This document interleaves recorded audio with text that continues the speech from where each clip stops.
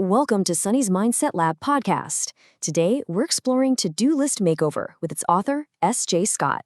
This book challenges the way most people manage tasks and offers a simple, practical system for actually getting important things done.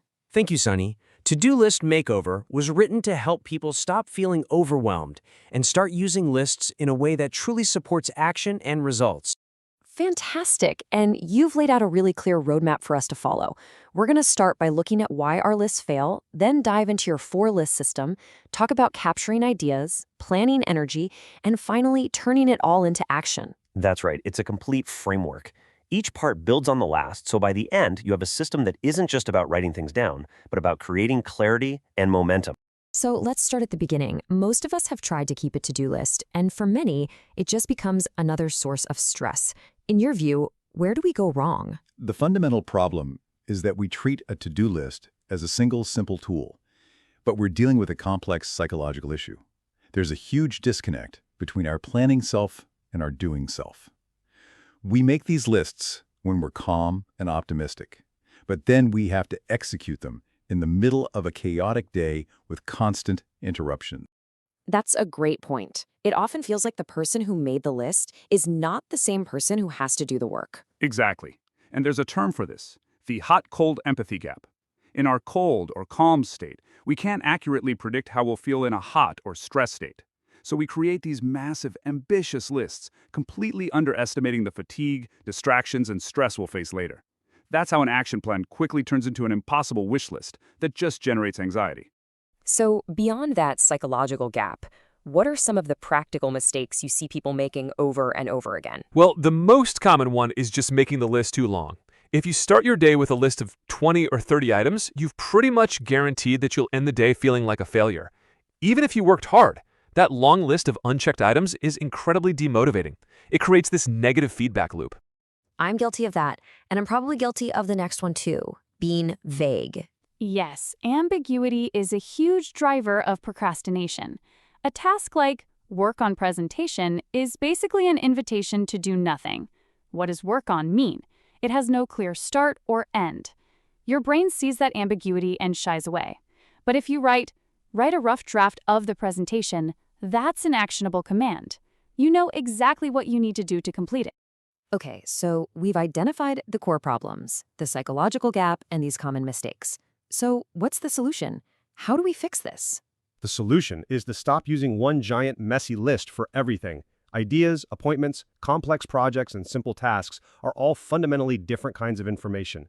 When you throw them all into a single list, it's just organized chaos. You need to separate them. And this is where your 4-list system comes in. Can you walk us through what each of these lists is for? Absolutely. First is the idea capture list. Think of it as an external brain, a place to dump every single thought or idea so it's not cluttering your mind. Second, you have project lists, which are for breaking down any goal that requires more than 2 steps. Third is the weekly task list, which is your command center for scheduling your week. And finally, the most important things, or MITs list, which is your laser-focused tool for each day. Let's dig into those first 2 lists. The idea of capturing thoughts to get them out of your head sounds really powerful. It's crucial. Our brains are for having ideas, not for holding them. When you try to remember everything, you create what are called open loops, unfinished thoughts that drain your mental energy in the background. The goal of an idea capture system is to close those loops by getting things out of your head the moment they appear. So what are some good tools for this? You mentioned a couple of different approaches. Right. A digital tool like Evernote is fantastic because it's everywhere. You can capture a note on your phone, your computer, your tablet, and it all syncs. For people who prefer a physical system, the 43-folder system is a classic. You have 12 folders for the months and 31 for the days, allowing you to file a note or a document for follow-up on a specific future date. Both work. The key is having a trusted system you use consistently. Okay, so once an idea is captured, you make a distinction between a simple task and a project. How do you define a project? It's a very simple but very important definition. If something requires more than 2 separate actions to complete, it's a project. Email John is a task. Organize the team offsite is a project. You can't just put organize offsite on your daily list because it's not a single action.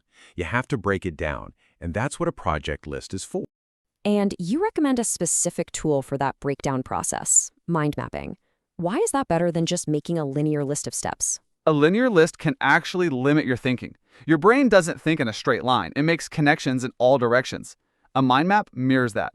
You put the project in the center and just radiate ideas outward without worrying about order. It's a brainstorming tool that lets you get every possible component down on paper first, then you can organize it into a logical step-by-step plan. This is great. So we've captured ideas and we've broken down our big projects. Now, how do we translate all of that high-level planning into what we're actually going to do today or this week? This is that critical bridge from planning to execution. And this is where the last two lists come in, the weekly task list and your daily MITs list. This is where the rubber really meets the road. The weekly task list seems to incorporate this idea of energy, which is interesting. Can you explain the rating system? Yes, this is about more than just scheduling. For each task, you assign an energy rating from 1 for very low energy to 5 for very high energy. The goal is to match the demands of the task to your natural energy levels. You schedule the 5s, like creative writing or strategic thinking, for your high energy times, like the morning. You save the 1s and 2s, like processing email, for your low energy times, like the mid-afternoon. And this list doesn't just appear out of thin air. It's created during a dedicated planning session, right? Exactly. This is probably the most important habit in the whole system, the weekly review. You set aside a specific time each week, maybe Sunday evening, to plan the week ahead. You review your commitments, pull in the next critical actions from your project lists, and process all the ideas you captured. This single session gives you incredible clarity and control over the upcoming week. I love this quote. From that bigger weekly plan, you distill it down even further to the most important things, or MITs. Why is it so important to narrow the focus to just 3 things? Because it forces you to define what a successful day looks like in advance. It makes you prioritize ruthlessly. Out of everything you could do, what are the 3 things that will actually move the needle on your most important goals? By committing to doing those 3 things first, you guarantee that even if the rest of the day goes off the rails, you've still made meaningful progress. You've won the day. You've touched on energy a few times, and it seems like a core pillar of this system. It's not just about managing time, but managing yourself. That's exactly it. You can have the most perfectly organized to-do list in the world, but if you have no energy to execute it, it's useless. We have to start thinking about our focus and willpower as finite resources that need to be managed just as carefully as our time. You talk about a concept called ego depletion. What is that, and why is it so important for productivity? Ego depletion is the idea that willpower is like a muscle. It gets fatigued with use. Every decision you make during the day, from what to eat for breakfast to how to respond to a difficult email, draws from that same limited pool of mental energy. This is why you must protect that energy. If you waste it on trivial decisions in the morning, you'll have nothing left for the deep, important work later. It's why I stress tackling your MITs first. So it's about aligning our work with our body's natural rhythm. Precisely. Most people follow a similar pattern. High energy in the morning, a noticeable dip in the afternoon, and maybe a second wind in the evening. The key is to stop fighting this. Acknowledge the afternoon slump is real. Don't try to force high-level creative work during that time. Instead, schedule your low-energy tasks for that window. You'll get more done with less effort simply by working with your biology instead of against it. All right, this brings us to what might be the biggest hurdle for many people. We can have the perfect plan and manage our energy, but there's still that moment where we have to, actually start. How do we overcome that friction? The first step is to reframe what procrastination is. It's almost never about laziness. In my experience, procrastination is an emotional response. It's almost always driven by fear. And you've identified 4 specific fears that tend to hold us back. Yes, for example, the fear of uncertainty is huge. You sit down to work on a task and you realize you don't know the first step, or you're missing a key piece of information. That creates a feeling of anxiety, and our brain's natural response to anxiety is to avoid the source.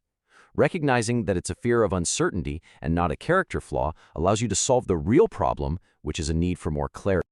So once you've identified the fear, how do you push past it? One of the most effective strategies is to use what I call mini habits. The idea is to make the first step so incredibly small that it's impossible to say no to.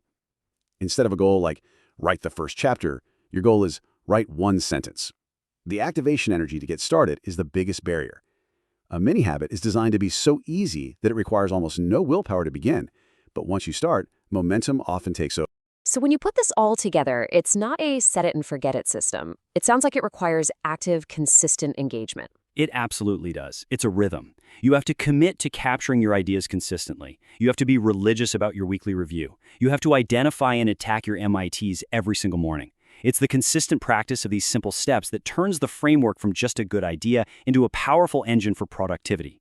You become an active manager of your own attention and energy. SJ, thank you for walking us through To-Do List Makeover. This conversation gives our listeners a clear, realistic framework for managing tasks without overwhelm. Thank you, Sunny. I hope these ideas help people create systems that actually work in their daily lives. This has been Sunny's Mindset Lab. Thank you for listening, and we'll see you in the next episode.